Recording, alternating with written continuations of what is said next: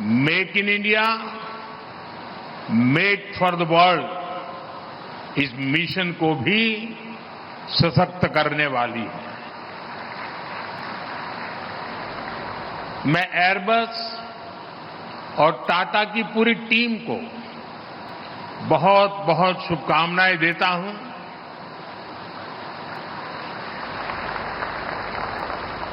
कुछ समय पहले ही हमने देश के महान सपूत रतन टाटा जी को खोया है।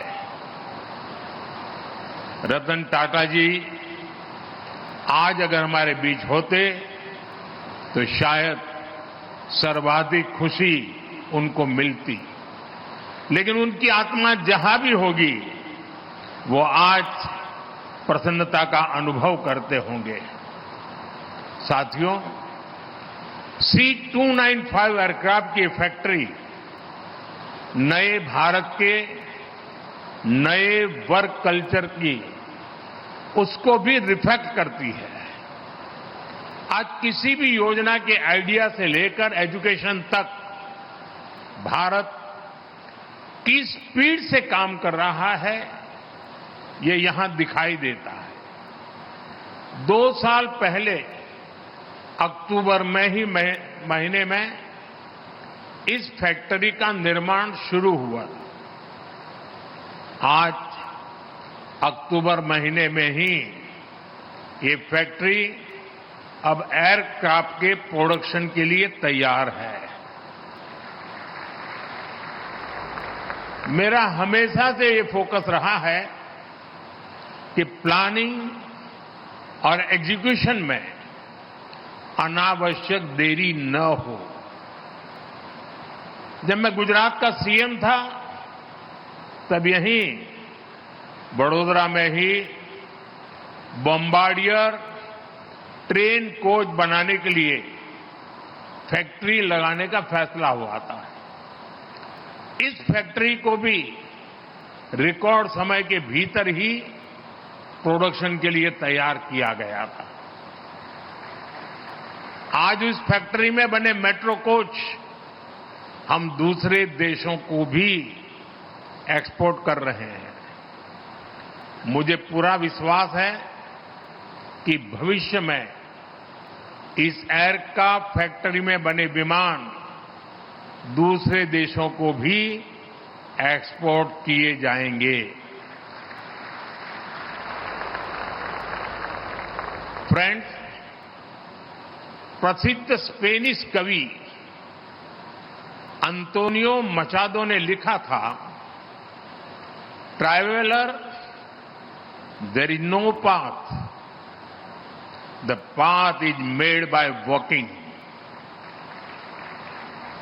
इसका भाव यही है कि लक्ष्य तक पहुंचने के लिए जैसे ही हम पहला कदम उठाते हैं रास्ते अपने आप बनते चले जाते हैं। आज आप देखिए, भारत में डिफेंस मैन्युफैक्चरिंग इकोसिस्टम नई ऊंचाइयां छू रहा है। 10 साल पहले अगर हमने ठोस कदम नहीं उठाए होते तो आज इस मंजिल पर पहुंचना असंभव ही था। तब तो कोई ये कल्पना भी नहीं कर पाता था कि भारत में इतने बड़े पैमाने पर डिफेंस मैन्युफैक्चरिंग हो सकती है। उस समय की प्रायोरिटी और पहचान दोनों इंपोर्ट की ही थी, लेकिन हमने नए रास्ते पर चलना तय किया, अपने लिए नए लक्ष्य तय किए और आज इसका नतीजा हम सबकी आंखों के सामने है। साथियों, किसी भी पॉसिबिलिटी को प्रॉस्पेरिटी में बदलने के लिए राइट प्लान और राइट पार्टनरशिप जरूरी है। भारत का डिफेंस सेक्टर का कायाकल्प राइट प्लान और राइट पार्टनरशिप का उदाहरण है।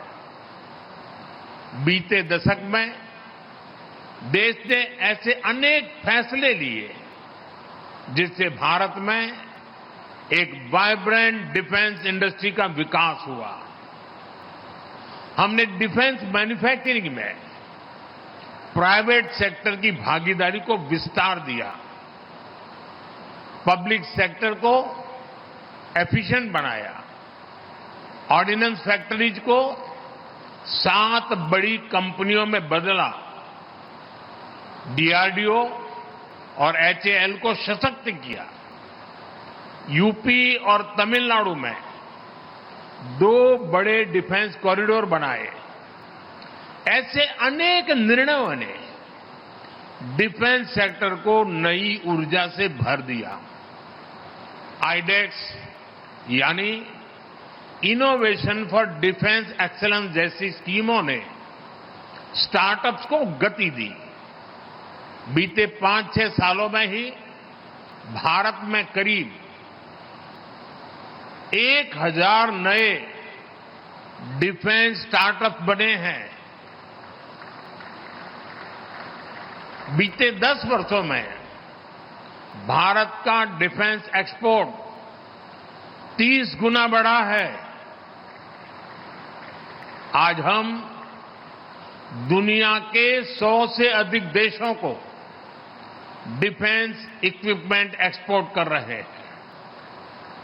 साथियों, आज हम भारत में स्किल्स और जॉब क्रिएशन पर बहुत अधिक फोकस कर रहे हैं। एयरबस और टाटा की इस फैक्ट्री से भी भारत में हजारों रोजगार का निर्माण होगा। इस प्रोजेक्ट के कारण एयरक्राफ्ट के 18,000 पार्ट्स की इंडिजीनियस मैन्युफैक्चरिंग होने जा रही है। देश के किसी हिस्से से एक पार्ट मैन्युफैक्चर होगा तो देश के किसी दूसरे हिस्से में दूसरा पार्ट मैन्युफैक्चर होगा। और ये पार्ट बनाएगा कौन? हमारे माइक्रो और स्मॉल इंडस्ट्रीज ये काम करने वाले हैं। हमारे एमएसएमईज इस काम का नेतृत्व करेंगे। हम आज भी दुनिया की बड़ी एयरक्राफ्ट कंपनियों के लिए पार्ट्स के बड़े सप्लायर में से एक हैं। इस नई एयरक्राफ्ट फैक्ट्री से भारत में नई स्किल्स को, नए उद्योगों को बहुत बल मिलेगा।